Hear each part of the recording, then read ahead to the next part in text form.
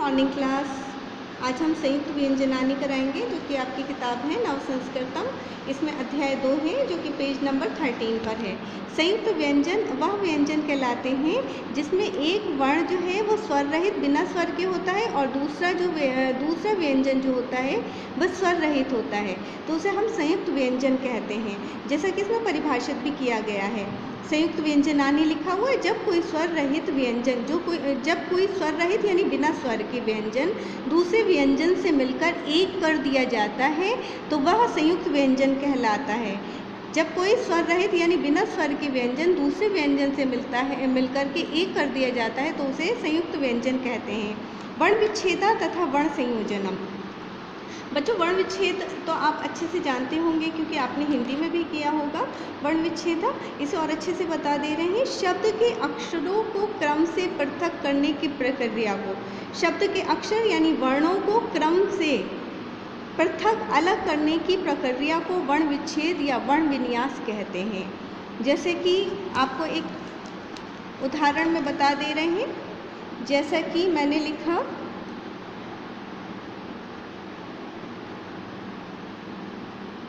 घर, तो मैंने क्या करा, घ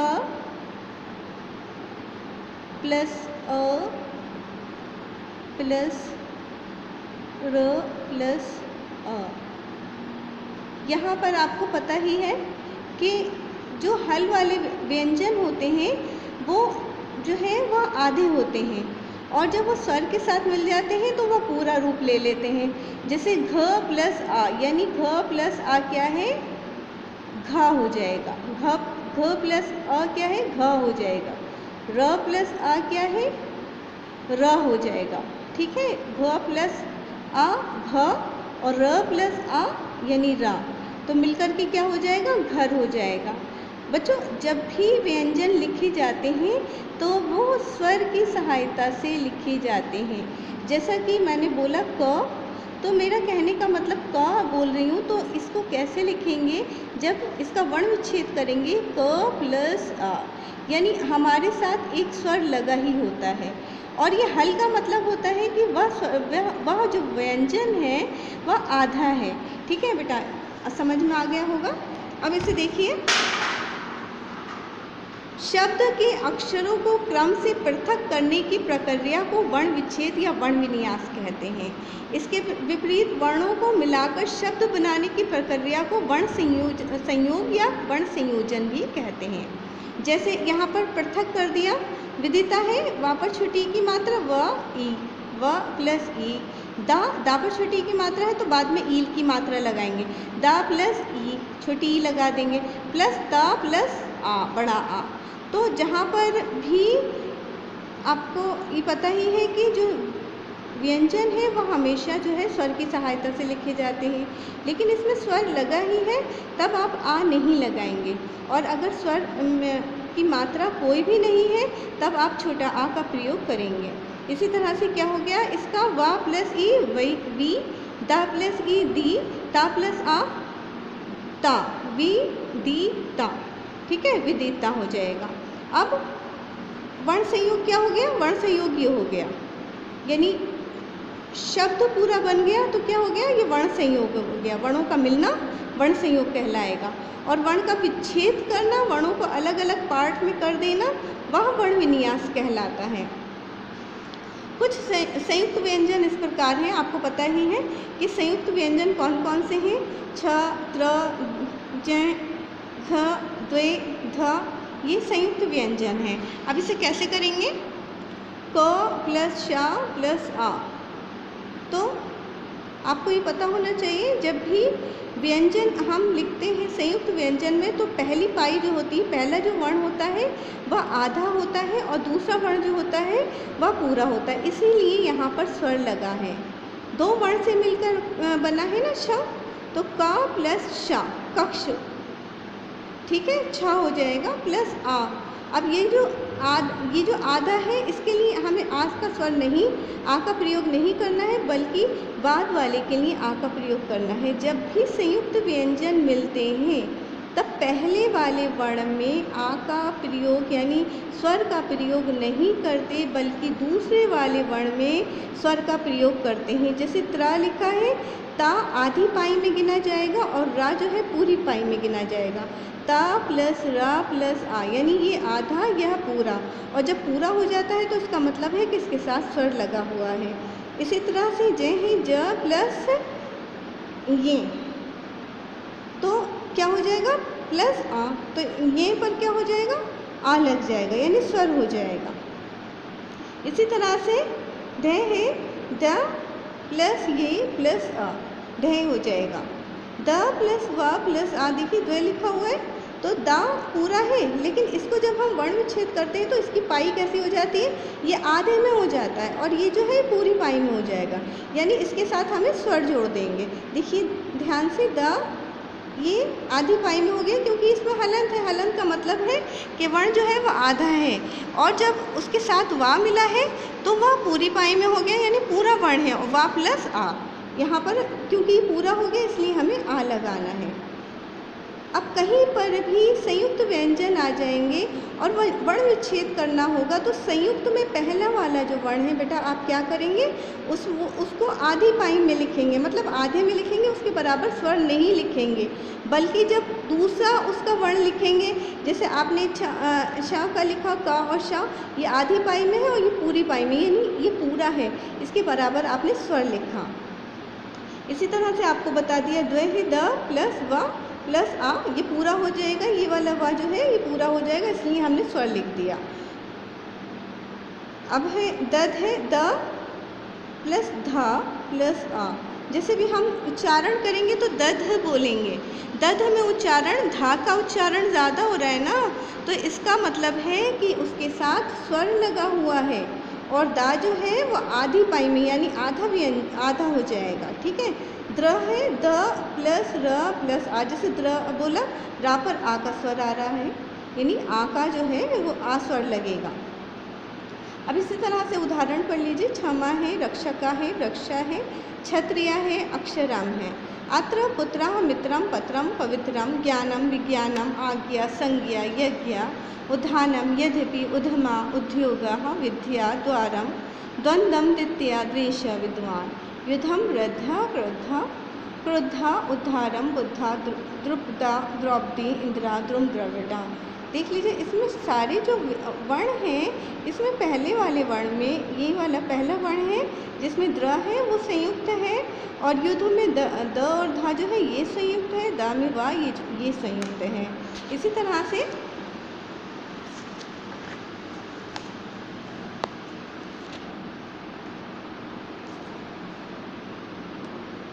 श्रा है श, देखिए हमने जब उसका उच्चारण करा तो हमने कहा श्र, तो ये आधी पाई में शा कौन सा हो जाएगा, आधे वर्ण में हो जाएगा, और रा के साथ स्वर लग जाएगा, श्रा हो जाएगा। इसी तरह से श्रा से मिले हुए शब्द कौन कौन से हो जाएंगे, श्रमिका, विश्रामम, श्रवणा, श्रुत्या, श्रमा। ठीक है, अब इसी तरह से ये रेफ है, इसे पहले पढ़ेंगे, ये रेफ की मात्रा है ना, तो इसे पहले पढ़ेंगे तो इसका उच्चारण रा में रहेगा, र में रहेगा, तो इसे क्या पढ़ेंगे, रव पढ़ेंगे। तो बेटा तो आधी पाई किसकी हुई, यानी आधी पाई यानी आधा जो वर्ण हुआ वो इसका हुआ, और पूरा पाई किसकी हुई, पूरा वर्ण किसका हुआ, इसका हुआ, र प्लस व प्लस आ, और जहाँ पर पूरा वर्ण आएगा वहाँ पर बेटा स्वर लग जाएगा। जैसे अर्थव, देखो मैंने अर्थव पढ़ा ना, यहाँ पर इसका उच्चारण यहाँ पर कर लिया, अर्थव हो गया, पर्व हो गया, पर्वत हो गया, सर्वत हो गया। ठीक है, अब पा में रा की मात्रा है, खड़ी मात्रा है ना, तो पा आधी पाई में हो जाएगा यानी आधा हो जाएगा, लेकिन इसके साथ स्वर नहीं लगेगा, बल्कि जो मिला हुआ संयुक्त व्यंजन है उसके साथ आ स्वर लग जाएगा। जैसे पा प्लस रा प्लस आ, ठीक है, प्र हो जाएगा, प्रखरः, प्रयागः, प्रेम, प्रथमा, प्रयास। इसी तरह से देखिए बेटा ता और ता है, आधा और पूरा ता, तो जो आधा ता है वो आधी पाई में हो जाएगा, और पूरा ता जो बाद में आया वो पूरी पाई में हो जाएगा, और उसके बाद क्या हो जाएगा, स्वर लग जाएगा। ठीक है, जैसे विद्वता, उत्तेजना, महत्ता, उत्तर। अब टा में रा की मात्रा है, ये देखिए ये मात्रा है ना, की मात्रा टा और डा में लगती है, ठीक है।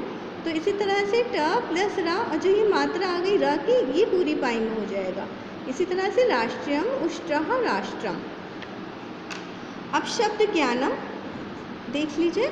संस्कृत भाषा में जब वर्ण विच्छेद किया जाता है तो अंत में जो वर्ण आता है उसे वर्ण से वह शब्द जाना जाता है। अंत में जो भी वर्ण आएगा उसे वर्ण से जाना जाएगा। यदि शब्द के अंत में स्वर से हो तो वह स्वरांत, और व्यंजन से हो तो उसे हलंत या व्यंजनांत भी कहते हैं। देखिए व्यंजन को हलंत भी बोलते हैं, हल भी बोलते हैं, ठीक है। अब जैसे विवेक लिखा हुआ है व प्लस ई प्लस व प्लस ए प्लस क प्लस आ। अब देख लीजिए वी है ना, वी, वा पर ई की मात्रा, तो हमने वा पहले लिखा। हमेशा ध्यान दीजिएगा जब स्वर होता है वो व्यंजन के बाद में लिखा जाता है। अब देखिए लिखा है ना वा प्लस ई प्लस व प्लस ए प्लस क। अब ये का अकेला रह गया ना, इसके पास स्वर नहीं है ना कोई मात्रा है, तो हम कहेंगे क प्लस आ, विवेक हो जाएगा, ठीक है। जहाँ पर शब्द में कोई मात्रा नहीं होती तो उन शब्दों में प्लस के बाद आ लगा देते हैं, ठीक है। जैसे कमल है क प्लस अ प्लस म प्लस आ प्लस ला प्लस आ, कमल हो जाएगा। लेकिन बेटा व्यंजन में हमेशा हलंत लगाते हैं। हलंत का मतलब होता है कि वह शब्द जो है वो आधी पाई में है, यानी आधा है, ठीक है। और यह जो है स्वर ये पूरी पाई में यानी स्वतंत्र है, ठीक है। विवेक शब्द का वर्ण विच्छेद देख लीजिए क्या है, तो अंत में आ आया, ये आ गया ना, तो आ वर्ण आता है, इसलिए विवेक शब्द किस में आ गया, अकरांत में हो गया या स्वरांत कहा जाता है, क्योंकि यहाँ पर स्वर आ गया ना, तो स्वर आ गया तो इसे हम स्वरांत भी बोलते हैं। और इसे पहचाना कैसे हमने ये कि अकरांत है, क्योंकि हमने इसका वर्ण विच्छेद करा तो प्लस के बाद जो भी आएगा, तो जैसे आ आया तो हमने कहा ये अकरांत, और इसे अच्छे से समझ में आ जाएगा। यहाँ देख लीजिए जैसे वन है, तो देखिए बेटा अब किसे कैसे लिखेंगे, वहाँ पर हलंत प्लस आ प्लस न प्लस आ, ये हो गया ना। तो हल ज़रूर लगाना है, हल का मतलब है आधी पाई में। और जहाँ पर भी स्वर नहीं होते, शब्द में स्वर की मात्रा नहीं होती, तो उसके बाद में उसका मतलब है कि प्लस के बाद वर्ण विच्छेद में आ लगना है। तो बेटा इसका नाम क्या हो गया, अकरांत। कैसे पहचाना हमने इसे, इससे पहचाना। हमने किससे पहचाना कि अकरांत है, हमने इससे पहचाना जब हमने वर्ण विच्छेद किया तो ना के बाद क्या हो गया, आ गया, ठीक है। लास्ट वाले वर्ण से हम पहचानेंगे कि वह अकरांत है या आकरांत है। इसी तरह से छात्र है, अब ता आधी पाई और रा पूरी पाई में, ता के बाद आ नहीं आएगा लेकिन रा के बाद आ जाएगा। जैसे कि मैंने पहले भी समझाया आपको, छ प्लस अ प्लस त प्लस र प्लस आ। अब देख लीजिए आ बड़ा आ क्यों बड़ा आया, बड़े आ की मात्रा है इसलिए बड़ा आ आया। वैसे ता आधी पाई में और रा पूरी पाई में, इसलिए रा के बाद आ आया, और त के बाद आ इसलिए नहीं आया क्योंकि ता जो है, त्रा जो है वो संयुक्त है, और संयुक्त में पहली पाई वाला यानी पहला वाला जो वर्ण होता है उसमें स्वर नहीं लगता, बाद वाले वर्ण में स्वर आ लग जाता है। इसी तरह से देखिए महिला है, माँ प्लस अ प्लस ह प्लस ई प्लस ल प्लस आ। अब देखिए यहाँ पर ध्यान दीजिए, यहाँ पर बड़े आ की मात्रा है। हमने झट से पहचान लिया कि ये कौन सा शब्द है, ये आकरांत शब्द है। कैसे पहचाना, हमने इससे पहचाना। हमने किससे पहचाना, बड़े आ की मात्रा से झट से पहचान लिया कि आकरांत शब्द है। और देखिए हा पर ई की मात्रा है तो पहले हम हा लिखेंगे, फिर हम ई लगाएंगे, ये हो जाएगा। माँ पर कोई मात्रा नहीं इसलिए माँ प्लस आ लगाएंगे, क्योंकि ये आधा या ये पूरा माँ हो जाएगा। हा प्लस ई ही हो जाएगा, ला प्लस आ महिला हो जाएगा ना। इसी तरह से कविता देख लीजिए, का अब का खाली है ना, इसके बाद हमें स्वर लगाना है तो हम प्लस आ लगाएंगे। फिर वा पर ई की मात्रा है तो पहले वा लगाएंगे, फिर प्लस के बाद ई लगा देंगे, फिर ता, फिर बड़ा आ की मात्रा है तो हम क्या लगाएंगे, प्लस बड़ा आ, ठीक है, यानी आ की मात्रा। वैसे बड़ा आ इसलिए बोला कि कुछ बच्चे बड़े आ की मात्रा कहकर भी जानते हैं इसलिए, ठीक है। तो ये आ की मात्रा है, वैसे छोटे आ की मात्रा नहीं होती। रवि है र प्लस अ प्लस व प्लस ई, रवि हो गया है ना। तो अब बेटे यहाँ तक तो हमने पहचान लिया, याकरांत है, याकरांत है, वर्ण विच्छेद में अंत में पता चल गया। लेकिन याकरांत है, याकरांत है, अब यहाँ पर ई आ गया। जहाँ पर भी हम वर्ण विच्छेद करते हैं तो हमें पता चल जाता है कि लास्ट वाला जो भी वर्ण होगा उसके नाम से ही उस शब्द का नाम रख दिया जाएगा। तो इसका नाम क्या हुआ? इकारांत, क्योंकि लास्ट में आ गया ई, यहाँ पर इकारांत हो गया। अब देखिए देवी है तो बड़ी ई आ गया, तो इसका नाम क्या हो गया? इकारांत। अब देखिए इसका वर्ण विच्छेद कैसे करा। अब हम कह रहे हैं देवी, दा प्लस ए। अब दा पर क्योंकि स्वर है ना तो इसलिए हमने छोटा आ नहीं लगाया। दा प्लस ए प्लस वा प्लस बड़ी ई, देवी हो गया। तो इसको क्या कहेंगे? इकारांत बोलेंगे। अब देखिए गा प्लस ऊ हो जाएगा, फिर र प्लस उ, छोटी ऊ की मात्रा है ना गुरु में, तो इसलिए इसका नाम क्या हो जाएगा? उकारांत, ठीक है बेटा। और हलंत इसमें ज़रूर लगेगा। स्वर में हलंत इसलिए नहीं लगता क्योंकि वह स्वतंत्र होते हैं, हमें आधा नहीं बताना होता, हमें उन्हें पूरा बताना होता है, इसलिए हम स्वर में हलंत नहीं लगाते। अब इसी तरह से धेनु, देखिए धा प्लस ए प्लस ना प्लस ऊ, धेनु हो गया ना। देखो अब धेनु हो गया तो ऊ लास्ट में आया ना शब्द वर्ण विच्छेद में, तो इसका नाम हमने क्या रख दिया? उकारांत।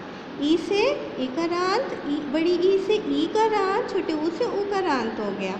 अब इसी तरह से वधु देखो वाह, अब देखो वाह पर कोई मात्रा नहीं है, कोई स्वर नहीं है, तो हम क्या लगा देंगे बेटा? वाह प्लस आ, ठीक है ना। उसके बाद में धा प्लस ऊ, वधु हो जाएगा। तो इसका हमने क्या नाम रखा? उकारांत हो गया। अब जैसे ता में री की मात्रा है ना बेटा, री की मात्रा हमेशा शब्द के चरणों में वर्ण के चरणों में लगती है, सॉरी शब्द नहीं वर्ण के चरण में लगती है। अब देखिए मात्र है तो हमने क्या कहा? माँ। अब क्योंकि यहाँ पर तो स्वर है ना बेटा, तो यहाँ पर हमें छोटा आ नहीं लगाना, माँ प्लस बड़ा आ। माँ पर हलन ज़रूर लगाना है। ध्यान रखना जब भी वर्ण विच्छेद करें तो जो व्यंजन है उनमें हलंत ज़रूर लगाना, नहीं तो आपका वर्ण विच्छेद गलत हो जाएगा। माँ प्लस बड़ा आ प्लस ता प्लस री, मात्र हो गया ना। यहाँ पर क्या हो गया? ता जो है वो आधी पाई में हो गया और री जो है वो पूरी पाई में हो गया। लेकिन जहाँ स्वर आ जाएगा वहाँ पर हमें आ की मात्रा नहीं लगाना या आ नहीं लगाना, ठीक है। तो क्या हो जाएगा? मात्र, ठीक है। तो ये कौन सा हो गया शब्द? ऋकारांत हो गया। इसी तरह से देखिए पा प्लस ई प्लस ता प्लस री, देखिए पा पर ई की मात्रा, तो हमने कहा पा प्लस ई ता प्लस री, क्या हो जाएगा? पितृ हो गया। तो इसका नाम क्या हो गया? हमने इस वर्ण से पहचाना कि ये ऋकारांत शब्द है। इसी तरह से देखिए जहाँ पर ता और सा आएगा तो उसके बाद में भी हमें आ नहीं लगाना है, ठीक है। इस बात का ध्यान रखिएगा। भा प्लस आ प्लस ग प्लस अ प्लस व प्लस अ प्लस ता, देखिए भगवत है ना, भा प्लस आ, क्योंकि सब ये सिंगल वर्ण है, व्यंजन है ना, और यहाँ पर हलंत लगा हुआ है। तो हलंत लगा है इसका मतलब ये आधी पाई में है, और आधी पाई का मतलब होता है कि वहाँ पर हमें आ नहीं लगाना है। हम ता पर आ लगा सकते थे अगर यहाँ पर हल नहीं होता। अब यहाँ पर हल लगा है इसलिए हमने ता पर प्लस के बाद आ नहीं लगा हुआ है, ता के बाद आ नहीं लगा है। इस बात का ध्यान रखिएगा। देखिए जहाँ पर भी सा होगा या फिर कोई भी वर्ण होगा, चाहे ना हो उस पर हलंत लगा हो, तो आप उसके बाद में आ नहीं लगाएंगे, या ऊ नहीं, ऊ तो लगा ही है इसमें, कोई वो नहीं, लेकिन हल जहाँ पर लगा होता है वहाँ पर हमें आ नहीं लगाना है प्लस के बाद। जैसे भगवत है भा प्लस आ प्लस ग प्लस आ प्लस व प्लस अ प्लस ता, भगवत है ना, तो यहाँ पर हर एक में हमने हलंत लगाया, लेकिन इन्होंने हलंत सिर्फ केवल एक में लगाया। तो जिसमें इन्होंने बताया कि इसमें हल लगा है, इसके बाद हमें जो है स्वर नहीं लगाना, वो हल में ही है। तो क्या पढ़ेंगे? इसे भगवत पढ़ेंगे। सब में स्वर लगा है, बाकी सब में देख लीजिए स्वर लगा है। तो इसका नाम क्या रखा? तकारांत। यह व्यंजनांत है या हलंत है? देखिए यहाँ पर हलंत लग गया तो इसका मतलब है कि ये व्यंजनांत है या हलंत है। इसी तरह से मानस है, माइनस माँ प्लस आ प्लस ना प्लस आ प्लस सा माइनस हो गया। लेकिन बेटा यहाँ पर भी हल लगाए, इसका मतलब ये कह रहे हैं प्लस के बाद कोई स्वर नहीं लगाइए। जहाँ पर भी शब्द के अंत में हल लगा होगा तो उसका मतलब है कि प्लस के बाद कोई स्वर नहीं लगाना, और जहाँ पर हल नहीं लगा है, हलंत नहीं लगा है, वहाँ पर उसका मतलब है कि प्लस के बाद आपको आ लगाना है, यानी स्वर लगाना है, या फिर कोई भी स्वर की मात्रा है उसे तो लगाना ही है। देखिए अब इसका नाम क्या हो गया, सकारांत। ये क्या हो गया, ये भी हलंत हो गया। बेटा बस आज इतना ही, जो समझ में नहीं आए वहाँ पर उससे पूछ सकते हैं।